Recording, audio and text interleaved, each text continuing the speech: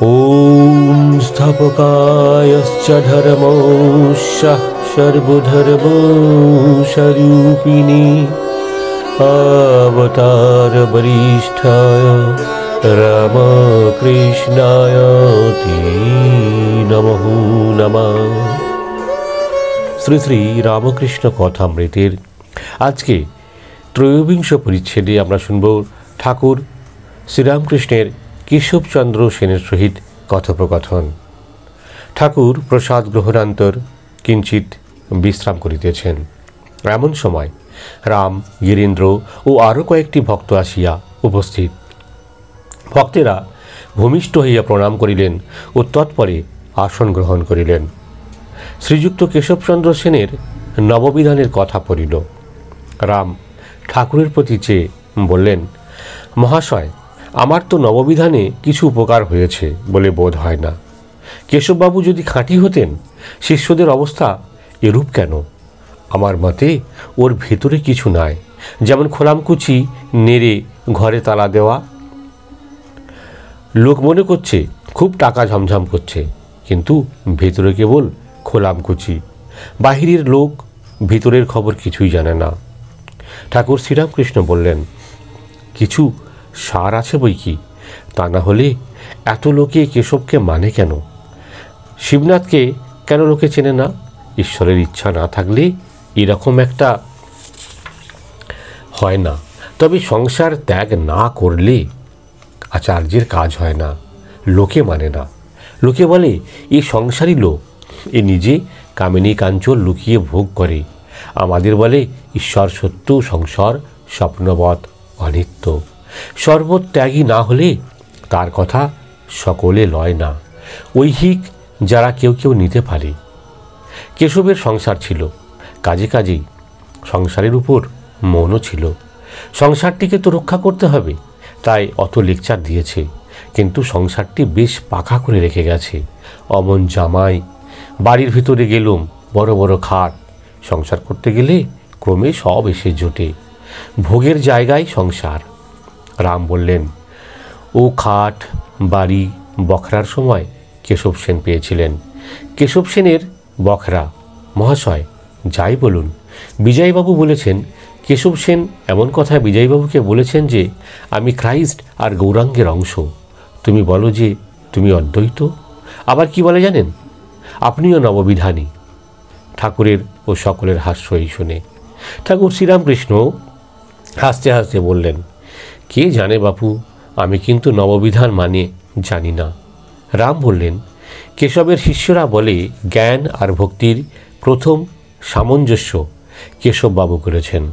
ঠাকুর শ্রীরামকৃষ্ণ অবাক হয়ে বললেন, সে কি গো, আধ্যাত্ম রামায়ণ তবে কি? নারদ রামচন্দ্রকে স্তব করতে লাগলেন, হে রাম, বেদে যে পরম ব্রহ্মের কথা আছে সেই তুমি মানুষ রূপে আমাদের কাছে রয়েছ। তুমি মানুষ বলে বোধ হচ্ছে, বস্তুত তুমি মানুষ নও, সেই পরব্রহ্ম। রামচন্দ্র বললেন, নারদ, তোমার উপর বড় প্রসন্ন হয়েছি, তুমি বর নাও। নারদ বললেন, রাম, আর কি বর চাইব? তোমার পাদপদ্মে শুদ্ধা ভক্তি দাও, আর তোমার ভুবনমোহিনী মায়ায় যেন মুগ্ধ করো না। আধ্যাত্মে কেবল জ্ঞান ভক্তিরই কথা। কেশবের শিষ্য অমৃতের কথা পড়িল। রাম বললেন, অমৃতবাবু একরকম হয়ে গেছেন। শ্রীরামকৃষ্ণ বললেন, হ্যাঁ, সেদিন বড় রোগা দেখলুম। রাম বললেন, মহাশয়, লেকচারের কথা শুনুন। যখন খোলের শব্দ হয় সেই সময় বলে কেশবের জয়।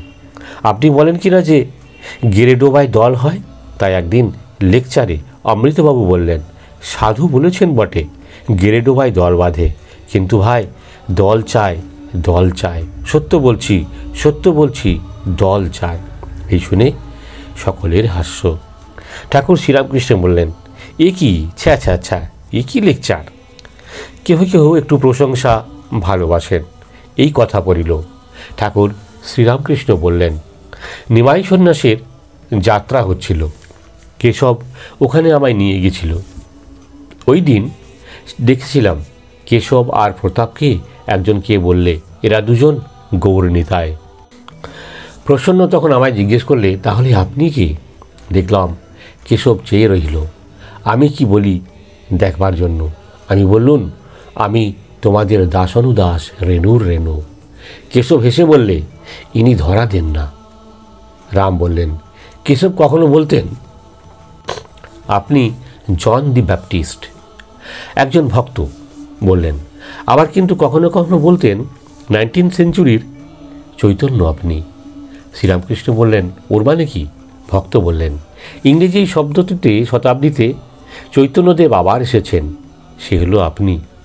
ঠাকুর শ্রীরামকৃষ্ণ অন্য মনস্ক হয়ে বললেন, তা তো হলো, এখন হাতটা আরাম কেমন করে হয় বলো দেখি। এখন কেবল ভাবছি কেমন করে হাতটি সারবে। ত্রৈলোক্যের গানের কথা পড়িল। ত্রৈলোক্য কেশবের সমাজে ঈশ্বরের নাম গুণ কীর্তন করেন। ঠাকুর শ্রীরামকৃষ্ণ বললেন, আহা, ত্রৈলোক্যের কি গান। রাম বললেন, কি ঠিক ঠিক সব? ঠাকুর শ্রীরামকৃষ্ণ বললেন, হ্যাঁ ঠিক ঠিক, তা না হলে মন এত টানে কেন? রাম বললেন, সব আপনার ভাব নিয়ে গান বেঁধেছেন। কেশব সেন উপাসনার সময় সেই ভাবগুলি সব বর্ণনা করতেন, আর ত্রৈলোক্যবাবু সেই রূপে গান বাঁধতেন। এই দেখুন না, ওই গানটা, প্রেমের বাজারে আনন্দের মেলা, হরিভক্তের সঙ্গে রসরঙ্গে করিছেন কত খেলা। আপনি ভক্তের সঙ্গে আনন্দ করেন, দেখে নিয়ে ওই সব গান বাঁধা। ঠাকুর শ্রীরামকৃষ্ণ সহাস্যে বললেন, তুমি আর জ্বালিও না, আবার আমায় জড়াও কেন? এই শুনে সকলের হাস্য। গিরীন্দ্র বললেন, ব্রাহ্মরা বলেন পরমহংসদেবের ফ্যাকাল্টি অফ অর্গানাইজেশন নাই। শ্রীরামকৃষ্ণ বললেন, এর মানে কি? মাস্টার বিশ্লেষণ করলেন, আপনি দল চালাতে জানেন না, আপনার বুদ্ধি কম, এই কথা বলেন। এই কথা শুনে আবার সকলে হাসলেন। ঠাকুর শ্রীরামকৃষ্ণ রামের প্রতি চেয়ে বললেন, এখন বলো দেখি আমার হাত কেন ভাঙল? তুমি এই নিয়ে দাঁড়িয়ে একটা লেকচার দাও। এই শুনে সবাই হাসলেন। ব্রহ্মজ্ঞানীরা নিরাকার নিরাকার বলছে, তাহলেই বা আন্তরিক তাকে ডাকলেই হলো। যদি আন্তরিক হয় তিনি তো অন্তর্যামী, তিনি অবশ্য জানিয়ে দেবেন তার স্বরূপ কি। তবে এটা ভালো না এই বলা যে আমরা যা বুঝেছি তাই ঠিক, আর যে যা বলছে সব ভুল। আমরা নিরাকার বলছি, অতএব তিনি নিরাকার, তিনি সাকার নন। আমরা সাকার বলছি, অতএব তিনি সাকার, তিনি নিরাকার নন। মানুষ কি তার ইতি করতে পারে? এরকম বৈষ্ণব শাক্তদের ভিতর রেশারেশি। বৈষ্ণব বলে আমার কেশব, শাক্ত বলে আমার ভগবতী একমাত্র উদ্ধারকর্তা। আমি বৈষ্ণবচরণকে সেজবাবুর কাছে নিয়ে গেছিলাম। বৈষ্ণবচরণ বৈরাগী, খুব পণ্ডিত, কিন্তু গোড়া বৈষ্ণব। এদিকে সেজবাবু ভগবতীর ভক্ত। বেশ কথা হচ্ছিল। বৈষ্ণবচরণ বলে ফেললে, মুক্তি দেবার একমাত্র কর্তা কেশব। এই বলতেই সেজবাবুর মুখ লাল হয়ে গেল। বলেছিল, শালা আমার। এই শুনে সবাই আবার হাসলেন। শাক্ত কি না বলবে না? আমি আবার বৈষ্ণবচরণের গা টিপি। যত লোক দেখি ধর্ম ধর্ম করে, ওর সঙ্গে ঝগড়া করছে, ওর সঙ্গে ঝগড়া করছে। হিন্দু, মুসলমান, ব্রহ্মজ্ঞানী, শাক্ত, বৈষ্ণব, শৈব সব পরস্পর ঝগড়া। এই বুদ্ধি নাই যে যাকে কৃষ্ণ বলছো তাকেই শিব, তাকেই আদ্যা শক্তি বলা হয়, তাকেই যিশু, তাকেই আল্লাহ বলা হয়।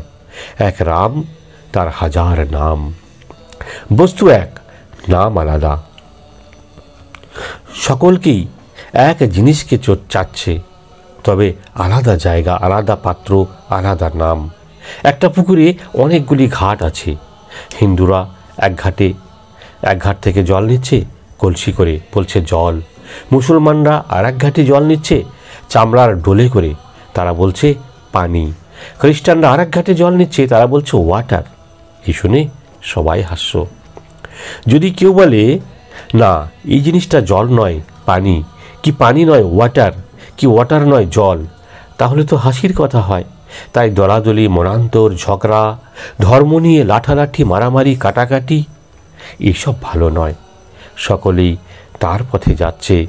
আন্তরিক হলেই, ব্যাকুল হলেই তাকে লাভ হবে। ঠাকুর এবার মনির প্রতি চেয়ে বললেন, তুমি এইটি শুনে যাও। বেদ, পুরাণ, তন্ত্র সব শাস্ত্রে তাকেই চায়, আর কারুকে চায় না। সেই এক সচ্চিদানন্দ, যাকে বেদে সচ্চিদানন্দ ব্রহ্ম বলেছে, তন্ত্রে তাকেই সচ্চিদানন্দ শিব বলেছে, তাকেই আবার পুরাণে সচ্চিদানন্দ কৃষ্ণ বলেছে। শ্রীরামকৃষ্ণ শুনিলেন, রাম বাড়িতে মাঝে মাঝে নিজে রেঁধে খান। ঠাকুর তাই বললেন, তুমিও কি রেঁধে খাও? মণিকে বললেন। মণি বললেন, আগে না। ঠাকুর বললেন, দেখো না, একটু গাওয়া ঘি দিয়ে খাবে, বেশ শরীর মন শুদ্ধ বোধ হবে। আমরা এভাবেই প্রতিনিয়ত শুনতে থাকবো শ্রী শ্রী রামকৃষ্ণ কথামৃত। আমাদের কথামৃতের সমস্ত ভিডিওগুলি পেতে হলে অবশ্যই এই চ্যানেলটিকে সাবস্ক্রাইব করে রাখবেন, এবং কথামৃতের ভিডিওগুলি ভালো লাগলে আপনার স্বজন বন্ধু আত্মীয় পরিজনদেরকে শেয়ার করতে ভুলবেন না। জয় রামকৃষ্ণ, জয় রামকৃষ্ণ, জয় রামকৃষ্ণ।